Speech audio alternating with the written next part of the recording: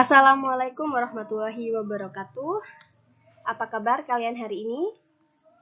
Semoga selalu sehat dan dalam lindungan Allah Subhanahu wa taala. Sebelumnya Ibu mengucapkan selamat kepada kalian yang sudah berhasil naik kelas ya, dari kelas 10 ke kelas 11. Ibu berharap semangat belajar kalian harus juga meningkat karena sekarang tingkatan kalian lebih tinggi, jadi dibutuhkan usaha yang lebih besar dari sebelumnya. Oke, materi kimia pertama di kelas 11 yaitu tentang hidrokarbon. Di antara kalian, apakah ada yang sudah tahu apa itu hidrokarbon? Dan mungkin sudah ada yang tahu apa saja contoh hidrokarbon dalam kehidupan sehari-hari?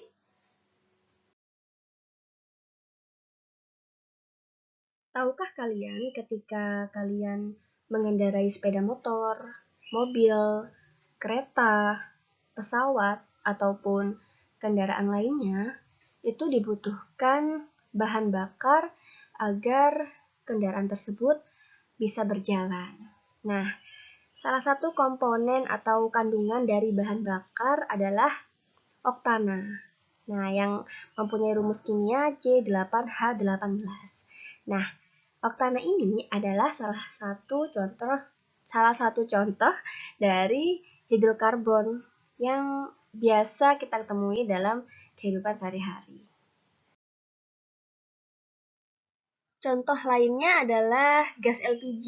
Nah, ini juga sering kita temui ya, karena kita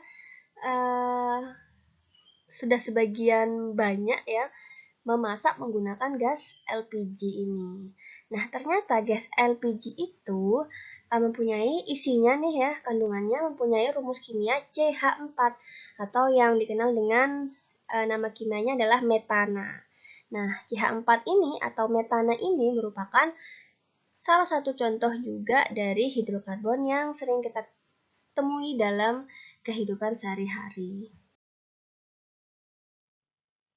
Ada lagi nih obat bius. Obat bius ini juga mengandung C2H4.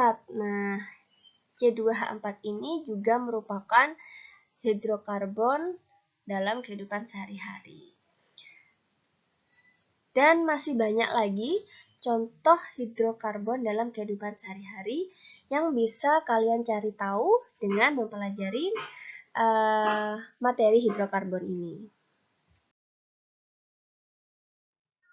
Oke, kalau kita simpulkan ya apa itu hidrokarbon, kalau dari contoh bahan bakar nih, ternyata mengandung oktana C8H18. Ada atom C dan ada atom H. Gas LPG juga seperti itu, mempunyai rumus kimia CH4, mengandung atom C dan atom H. Obat bius juga seperti itu, dia mengandung atom C dan atom H, sehingga bisa kita simpulkan bahwa hidrokarbon itu adalah senyawa yang mengandung atom hidrogen yang kita lambangkan dengan H ya, dan atom karbon yang kita lambangkan dengan C ya, atom C dan atom H.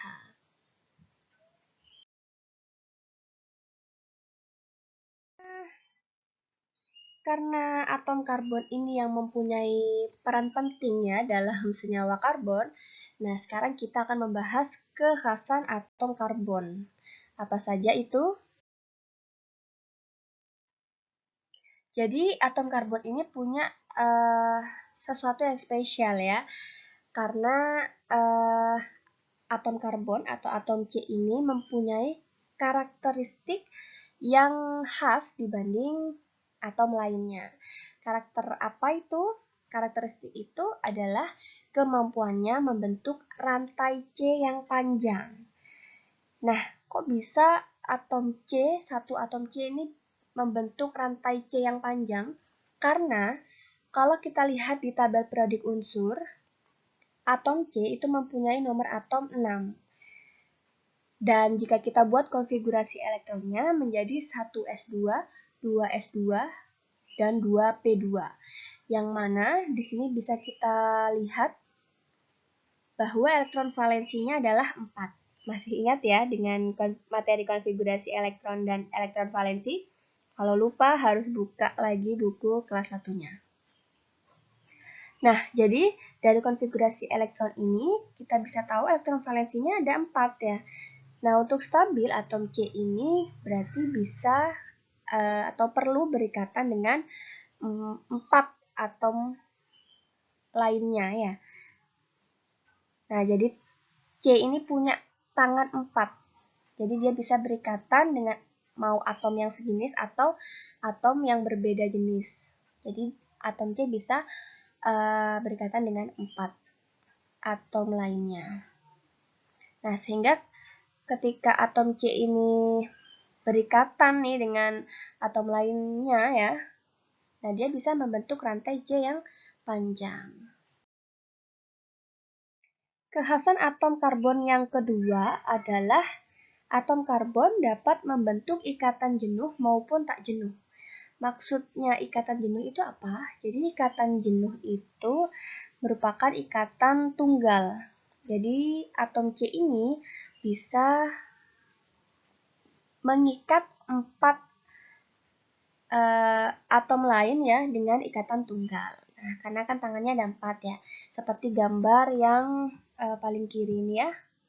Nah, kemudian atom karbon ini juga bisa membentuk ikatan rangkap 2 ataupun ikatan rangkap 3. Nah, seperti contohnya di sini, dia mempunyai 2 ikatan tunggal ya, 1, 2, dan 1 ikatan rangkap. Atau dia juga bisa punya 2 ikatan rangkap 2 seperti ini, dan 1 ikatan tunggal, dan 1 ikatan rangkap seperti yang paling kanan ini. Nah, jadi gampangnya ya, ikatan jenuh itu apa? Ikatan jenuh itu yang ikatannya tunggal. Nah, sendiri ya dia ya. Nah, kalau sendiri itu jenuh ya kan?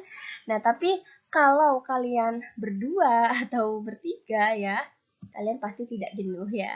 Itu namanya ikatan tak jenuh. Itu supaya membuat kalian gampang mengingat ya. Perbedaan dari ikatan jenuh maupun tak jenuh. Yang ketiga adalah atom karbon dapat membentuk rantai terbuka maupun tertutup. Nah, atom C dapat berikatan dengan atom C lain dengan membentuk rantai ya. Jadi seperti yang dijelaskan di awal, C berikatan dengan atom C lain sampai dia berbentuk rantai. Nah, rantai atom C ini ada yang terbuka, ada yang tertutup. Nah, kalau terbuka namanya itu rantai alifatik. Dia bisa lurus ataupun bercabang. Contohnya di nomor 1 ini ya, dia lurus ya. C berikatan dengan C sampai panjang. Ini bisa atom C melakukan ini. Nah, ini namanya rantai atom C alifatik ya, atau terbuka. Nah, bisa juga dia membentuk rantai terbuka tapi bercabang. Seperti ini juga masuk rantai terbuka ya. Nah, yang siklik atau tertutup itu seperti apa? Jadi, nama lainnya ya, istilahnya adalah siklik ya, rantai siklik. Hidrokarbon siklik untuk yang rantainya tertutup. Jadi, atom C terakhir ini akan bertemu dengan atom C yang pertama ya. Jadi tertutup. Ini juga nomor 4 masuk contoh dari hidrokarbon siklik.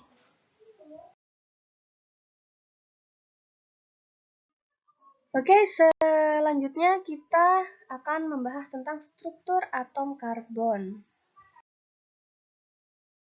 Jadi, berdasarkan kemampuan atom karbon yang dapat berikatan dengan atom karbon lain, jenis atom karbon ini dikelompokkan menjadi 4. Ada atom karbon primer, sekunder, tersier, dan kuartener. Apa sih bedanya? Kalau atom karbon primer, jadi atom C primer itu adalah atom-atom karbon yang mengikat satu atom karbon lain. Oke, sekarang kita perhatikan contoh struktur senyawa ini ya. Nah, kira-kira mana sih yang merupakan atom C primer? Bisa kalian kerjakan terlebih dahulu. Jadi videonya di pause dulu, kalian kerjakan dulu. Nah, kalau sudah, kalau kalian melingkari atom C seperti ini, berarti jawaban kalian benar ya. Jadi, kalau kita lihat struktur ini, atom C-nya jumlahnya ada 6 ya. 1, 2, 3, 4, 5, 6. Jadi ada 6 atom C. Nah, atom C mana yang hanya mengikat satu atom C lain? Yang di lingkaran ini yang pertama ya, karena C ini hanya mengikat satu atom C di sini, ya kan? Nah, untuk yang ini juga seperti itu. Dia mengikat satu atom C, C yang ini. Untuk yang ini, dia juga mengikat satu atom C yang lain. Satu atom C lain yang diikat hanya ini ya. Tidak ada atom C lain yang dia ikat. Begitu pula dengan yang ini. C yang ini hanya mengikat atom C yang ini saja ya. Ya, lainnya mengikat H sebanyak 3 ya. Terus, Bu, kenapa ini bukan termasuk? Karena C yang ini dia mengikat berapa nih? Berapa atom C lain? 1, 2, 3. Dia mengikat 3 atom C lain. Namanya bukan atom karbon primer. Namanya apa? Berarti atom karbon tersier. Oke, itu untuk atom karbon primer ya. Nah, selanjutnya ini ada atom karbon sekunder. Kalau tadi atom karbon primer, atom C yang mengikat satu atom C lain, kalau atom C sekunder itu adalah atom-atom karbon yang mengikat dua atom karbon lainnya. Dari gambar ini yang mana? Ya, coba kita perhatikan atom C yang diberi tanda lingkaran ini ya. Nah, dia ini mengikat dua atom C lain, sebelah kiri ini dan sebelah kanannya. Begitu pula yang ini juga ya. C yang ini mengikat dua atom lain di kanannya dan di kirinya. Kalau yang ini gimana? Bukan ya, karena dia mengikat 3 atom C lain. Namanya bukan atom sekunder. Nah, kalau yang ini gimana? Namanya atom C primer, karena dia hanya mengikat satu atom C lain. Bisa ya, gampang ya. Atom karbon tersier atau atom C tersier itu adalah atom-atom karbon yang mengikat 3 atom karbon tetangganya ya, atau 3 atom C yang lain. Contohnya di sini yang dilingkarin ini. Tadi juga sudah disinggung ya. Atom karbon tersier dia mengikat 3 atom karbon lainnya. 1, 2, 3. Itu namanya atom karbon tersier karena diapit oleh 3 atom C lain. Jenis atom karbon yang terakhir adalah atom karbon kuartenar ya. Kalau atom karbon kuartenar berarti adalah atom C yang mengikat 4 atom karbon lainnya. Nah, kalau dari struktur ini contohnya yang diberi tanda lingkaran ini ya. Jadi C yang ini merupakan atom C kuartenar karena dia mengikat 4 atom C lain. 1, 2, 3, 4. Jadi yang merupakan atom C kuartenar ini hanya ada satu ya untuk struktur ini ya. Karena dia diapit oleh 4 atom C lain. Cukup mudah ya. Jadi sekarang waktunya kalian untuk mengerjakan soal-soal atau penugasan mandiri ini. Nah, jika ada yang ingin ditanyakan, kalian bisa tulis di kolom komentar atau kita bahas di grup kelas ya. Nah, silahkan dikerjakan, catat yang penting-penting ya, silahkan kalian rangkum dengan kalimat kalian sendiri dan kerjakan soal di buku catatan kalian. Oke, semoga mudah dipahami ya, dan bisa mengerjakan soal-soalnya. Terima kasih untuk kalian yang menonton video ini sampai akhir dan benar-benar berusaha untuk memahami ya. Semoga bermanfaat. Sampai jumpa di video pembelajaran selanjutnya.